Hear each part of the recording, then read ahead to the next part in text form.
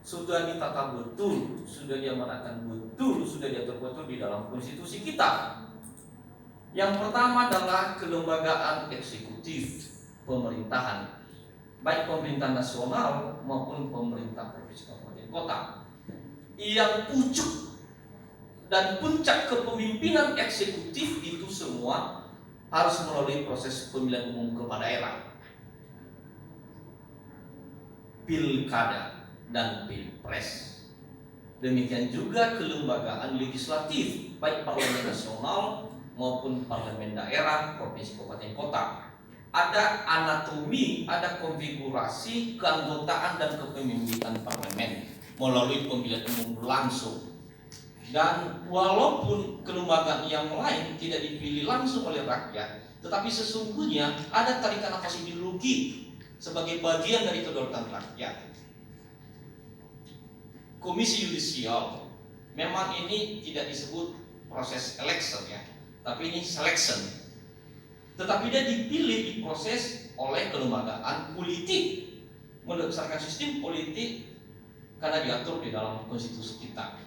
Demikian juga KPU, demikian juga Bawaslu, demikian juga misalnya soal hakim Mahkamah Konstitusi, hakim Mahkamah Agung, KPPU, bahkan KPK. Jadi seluruh kelembagaan yang diatur di dalam konstitusi kita itu proses seleksi rekrutmennya pasti melalui ranah eksekutif dan ranah legislatif. Walaupun misalnya melalui ranah eksekutif ada juga pansel atau timsel, tapi intinya adalah bahwa itu adalah lewat proses selection yang dilakukan oleh kelembagaan yang merupakan gambaran refleksi dari hasil pemilihan umum. Tidak ada pilihan yang lain, tidak ada alternatif yang lain selain pemilihan umum. Dan pemilihan umum merupakan instansi demokrasi, instansi kedaulatan rakyat. Dan itu menjadi bagian dari sirkulasi 5 tahunan. Soal pemilihan umum legislatif, soal pemilihan umum presiden itu soal 5 tahunan. Demikian juga pilkada dan pemilu legislatif. Tapi yang lebih penting di atas itu adalah Indonesia Raya.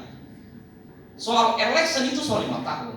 Tapi soal persatuan Indonesia itu yang paling utama. Itu yang pertama. Itu satu-satunya kekuatan kita, keunggulan kita, Bapak sekalian. Maka oleh karena itu kita mengawal soal proses politik ini, soal proses hukum ini secara bersama-sama tanpa melihat latar belakang dan tanpa membeda-bedakan kompetitor yang itu di dalam konstelasi pemilu legislatif dan pemilu presiden.